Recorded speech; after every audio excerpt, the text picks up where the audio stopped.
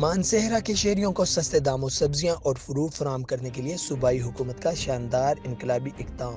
Deputy commissioner Mansehra captain retire Aurangzeb Haider Khan کی ہدایت پر ضلع انتظامیہ، ایگریکلچر ڈپارٹمنٹ اور محکمہ فوڈ نے کمیشن فری سبزی منڈی کا قیام عمل میں لایا، جس کے تحت زمینداروں کو تمام تر سہولیات فراہم کی گئی ہیں۔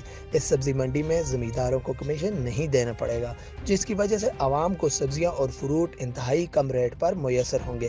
عوام ضلع انتظامیہ کے اس اقدام سے بھرپور فائدہ اٹھا سکتے ہیں۔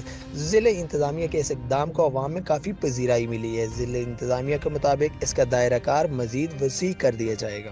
جس طرح ہم بغیر کمیشن کے جس طرح باہر سے ہم لیتے تھے، اگر یہ 1300 کا ہم یہ سیب خریدتے تھے، ہمیں ساتھ 30-40 روپے کمیشن دینا پڑتا تھا، تو ساتھ میں 30-40 وہ ملا دیتے تھے، پھر ریڈی والے کو بھی خرچے دینا پڑتے، وہ ہمیں بہت زیادہ منافع میں پڑ جاتا تھا۔